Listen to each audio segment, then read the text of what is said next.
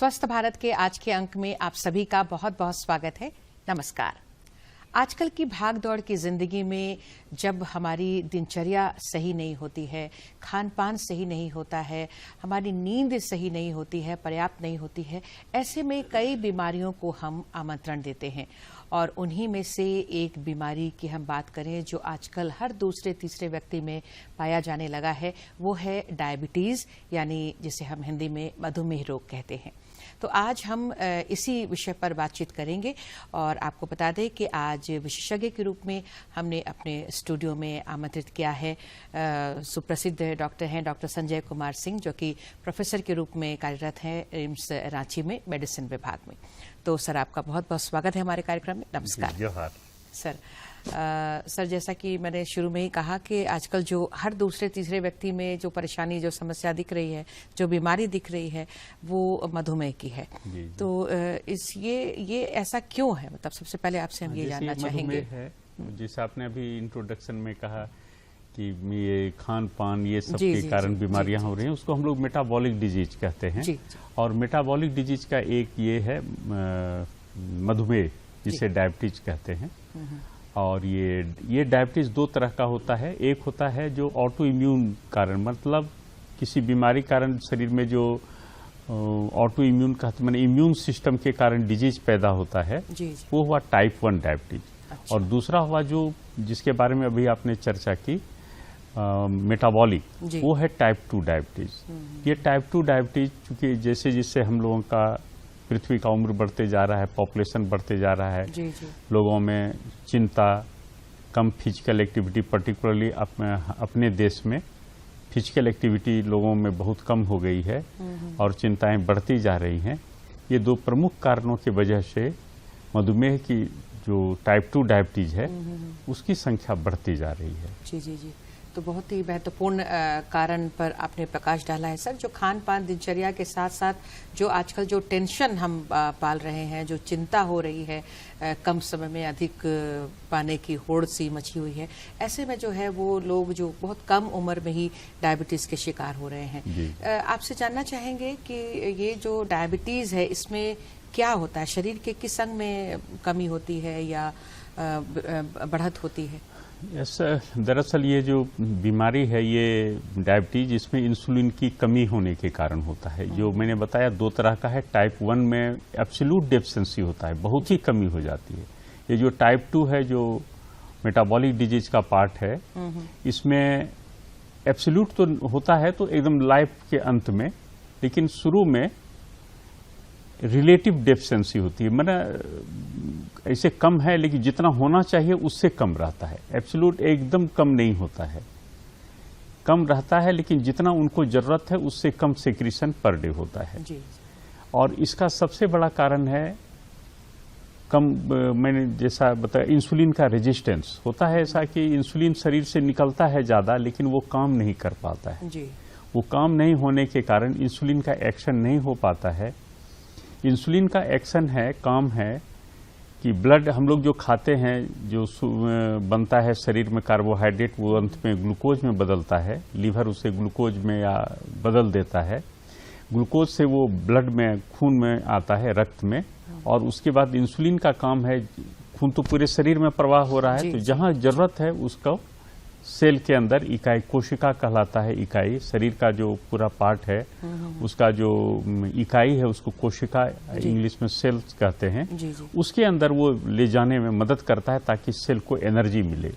और फिर उस एनर्जी से सेल जीवित रहे, जिससे अपना मेटाबॉलिक काम करता है सेल, और सेल जीवित रहता है।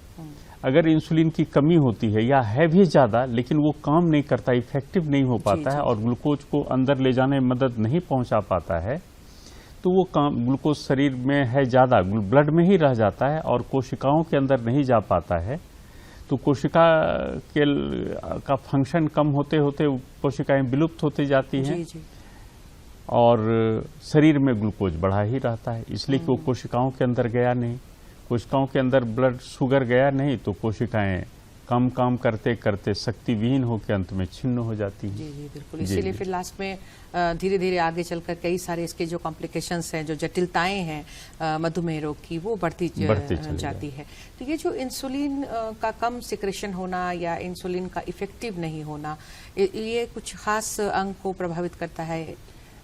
जैसा मैंने कहा कि शरीर में, पूरे शरीर में ब्लड, रक्त का प्रवाह होता है और जितने भी कोशिकाएं हैं शरीर के हर सेल में, हर जगह हैं, और उनको जीवित रहने के लिए, एनर्जी के लिए उन्हें चाहिए ग्लूकोज। जी। कुछ जैसे ब्रेन में कम जरूरत है या बिना उसका भी बहुत देर तक काम चल सकता है, लेकिन अधिकतर जो कोशिकाएं हैं उन्हें जरूरत है, हर ऑर्गन में जो कोशिकाएं हैं सबको चाहिए ग्लूकोज। ग्लूकोज नहीं मिलेगा तो वो फंक्शन ठीक से नहीं करेगा, फंक्शन ठीक से नहीं करेगा तो एबनॉर्मल फंक्शन होगा। जी, जी, तो पूरी शरीर के जितने भी अंग हैं सब इसमें प्रभावित करता है, सब ये प्रभावित करता है। होता है कि जितना माने इंसुलिन शरीर में ज्यादा है, शुरू में होता है ऐसा कि शरीर में चूंकि बढ़िया काम नहीं कर पाता है, तो काम अच्छा नहीं दिखने के कारण सेंसिंग सिस्टम है शरीर में, वो कहता है कि इंसुलिन बढ़िया काम नहीं कर पा रहा है, तो जहां पेनक्रियास से निकलता है इंसुलिन, वो ज्यादा इंसुलिन बना दिया। अच्छा। ज्यादा इंसुलिन बनने के बावजूद भी वो काम नहीं करता है।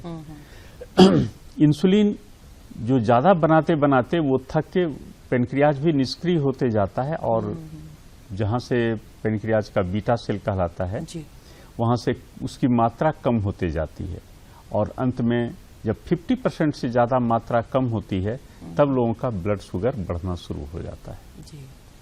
50% जब तक जीवित है तब तक ब्लड शुगर नहीं बढ़ेगा, और उसके बाद भी 50% जनरली हम लोग जो देखते हैं फ्रैंक डायबिटीज को, उस समय तक में करीब करीब 70 to 80% जो बीटा सेल है पेनक्रियाज का, लैंगरहैंस, लेट ऑफ लैंगरहैंस का, वो लगभग नष्ट हो जाता है। उसके पहले अगर हम लोग चाहें तो और बढ़िया से हम पेशेंट का अगर ध्यान दें और समुचित डॉक्टरों का, चिकित्सक का सलाह माने, तो उनकी लॉन्जिविटी या बढ़िया हो जा सकता है। तो जो पैंक्रियास का जो काम है वो बेहतर रखा जा सकता है। नहीं तो पैंक्रियास का भी काम फिर जो है वो शिथिल पड़ जाता है, और लास्ट में फिर बिल्कुल इंसुलिन नहीं ही बनने लगता होगा शरीर में। तो सर, ये इसके जो नॉर्मल रेंज की अगर हम बात करते हैं तो कितने इसका स्तर को सामान्य माना जाता है? हाँ, ये तो जरूरी होता है डायग्नोसिस के लिए। जी।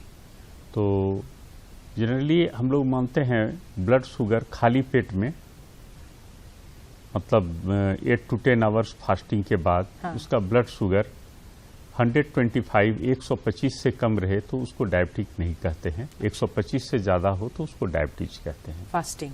जी जी, फास्टिंग में। और खाने के बाद 180 या बहुत लोग आजकल 200 मानते हैं। अच्छा। अगर उससे ज्यादा मात्रा है तो हम लोग उसको डायबिटीज कहते हैं। अच्छा। मतलब ये किसी भी उम्र में, ये जो किसी भी उम्र में अगर 200 को क्रॉस किया तो हम लोग उसको डायबिटीज कहते हैं, और एक बार बढ़ने से नहीं, ऐसा बार बार बढ़ा हुआ मिलता है तब उसको डायबिटीज कहते हैं। एक दो बार? जी जी जी। मतलब किसी अन्य कारणों से भी कई बार बढ़ जाते हैं तो उसको नहीं मानना चाहिए डायबिटीज। जी जी जी बिल्कुल। कई बार हमने प्री डायबिटिक शब्द सुना है सर, ये क्या होता है? हाँ, प्री डायबिटिक हुआ जैसे किसी के घर में डायबिटीज है तो वो प्री डिस्पोज्ड हैं डायबिटीज के लिए। ये प्री डायबिटिक हम लोग कहते हैं, मान लीजिए नॉर्मल है ब्लड शुगर 140 से कम होना। जी जी। लेकिन मान लीजिए ब्लड शुगर 140 और 180 के बीच में है तो उसको हम लोग इम्पेयर्ड ग्लूकोज टॉलरेंस कहते हैं।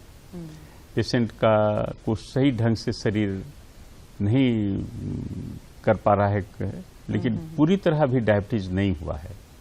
ये भी अवस्था जानना बहुत जरूरी होता है। अगर इस अवस्था में ही हम लोग बढ़िया से ध्यान दें तो जो फ्रैंक डायबिटीज है, जिसमें कि हम लोग कहें कि नहीं ये इनको डायबिटीज हो गया, उसे लाने में हम लोग बहुत ज्यादा समय लगा सकते हैं। मान लीजिए किसी का अगर वो ध्यान नहीं देंगे खान पान और फिजिकल एक्टिविटी में, तो हो सकता है 2-3 साल में उसे हो जाए। लेकिन अगर बढ़िया से ध्यान देंगे, खान पान, जो भी फिजिकल एक्टिविटी है, सब पर बढ़िया से ध्यान देंगे, तो 10 साल 15 साल फ्रैंक डायबिटीज होने में लग जाता है। इसलिए इस अवस्था का डिटेक्ट अगर हो जाए तो बहुत अच्छा है। बिल्कुल, तो ये जो डिटेक्ट होना बहुत ज़रूरी है, बहुत अच्छा है आप कह रहे हैं सर। तो जैसे किसी की फैमिली हिस्ट्री है तो वो कितने दिनों के बाद अपने शरीर की जांच करा लें, ब्लड शुगर की जांच करा लें, या फिर नहीं है तो फिर आम जन को कितने दिनों के बाद ब्लड शुगर चेक करा लेना चाहिए? जैसे हम लोग जितने भी एशियन हैं, हम लोग को डायबिटीज होने की संभावना बहुत ज़्यादा है। इसलिए हम लोगों का थोड़ा सा बाहर के जो हैं उनसे थोड़ा डिफरेंट है।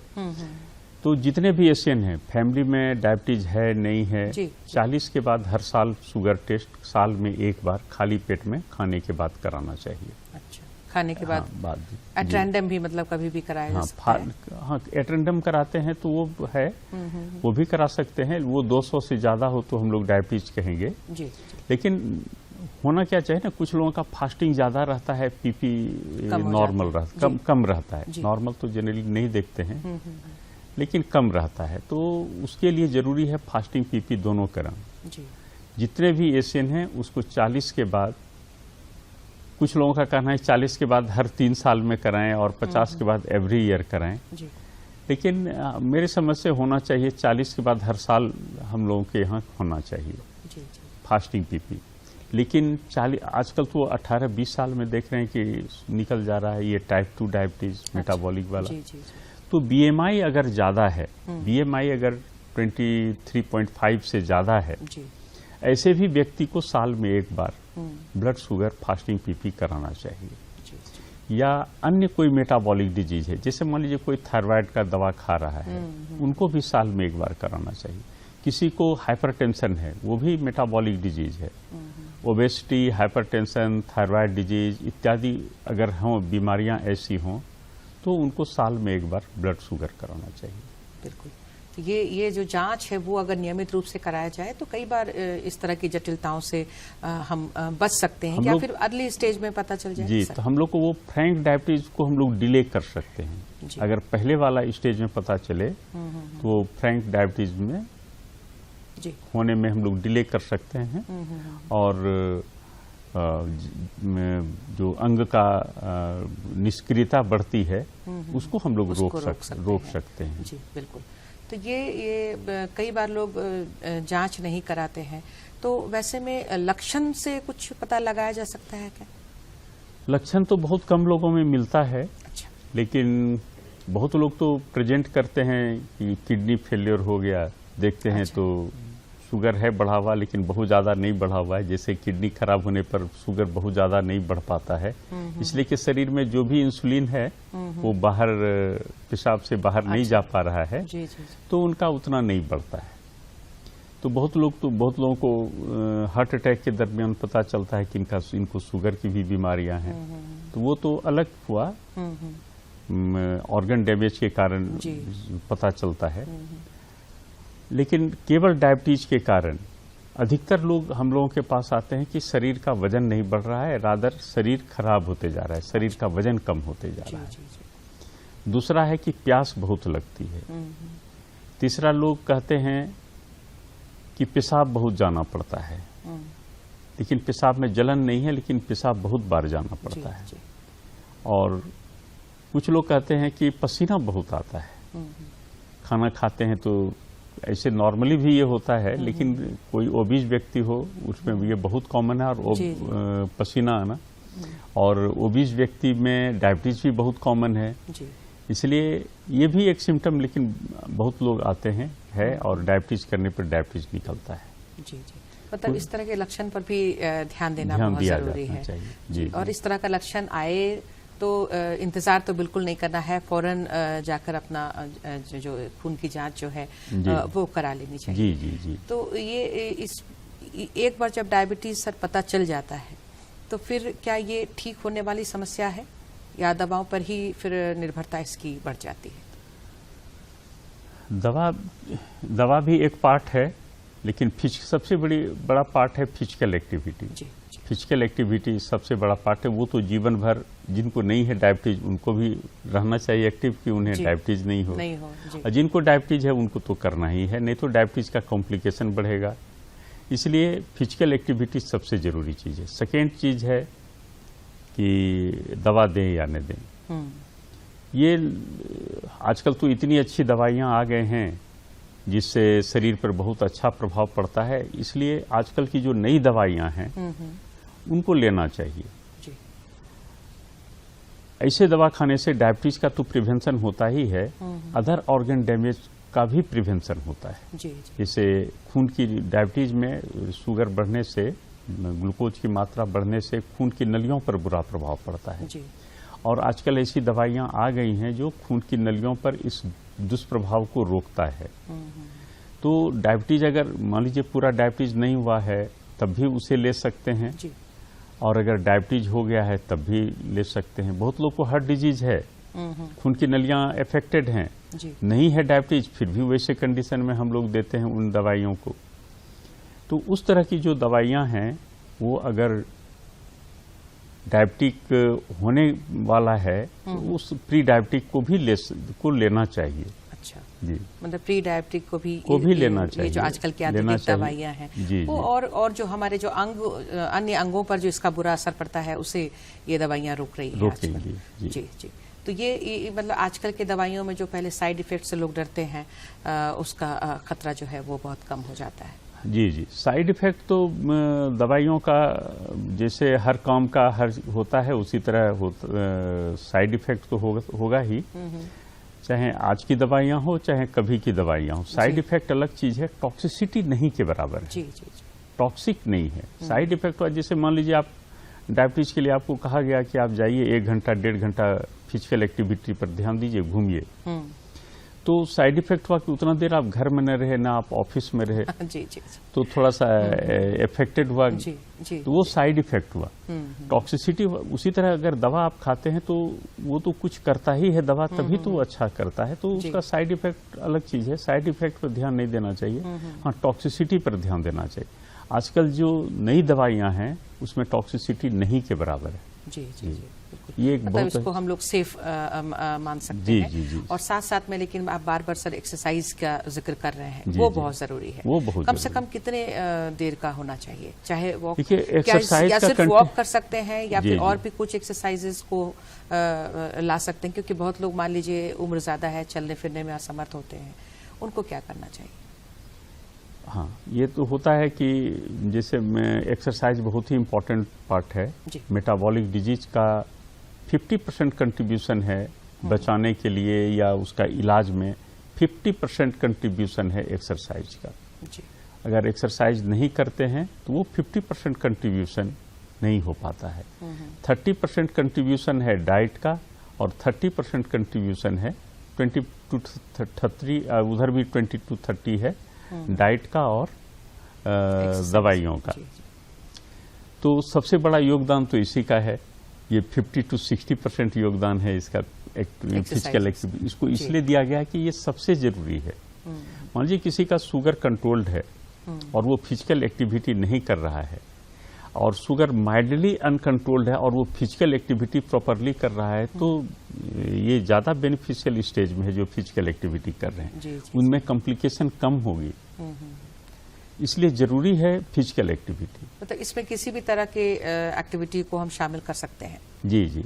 सबसे अच्छा होता है जो चल सकते हैं उनके लिए वॉकिंग बहुत अच्छा है। वॉकिंग, साइकिलिंग, स्विमिंग, तैरना, जी, आधा घंटा तैरना, आधा घंटा साइकिलिंग का, 20 मिनट तैरना बराबर है आधा घंटा साइकिलिंग के, बराबर है 1 घंटा पैदल चलने के। जी। तो पैदल चलना है उसको हम लोग कहते हैं ब्रिस्क वॉक, तेजी से चलना है। तो दूसरा क्वेश्चन आता है ब्रिस्क वॉक क्या है? तो ब्रिस्क वॉक है कि आप इतना तेजी से जरूर चलें, ये नहीं कि इतना किलोमीटर पर आवर चलना है, ऐसा नहीं है। जी जी जी। इतनी तेजी से जरूर चलें या तो आपके शरीर से पसीना निकले या आपका सांस फूलते रहे।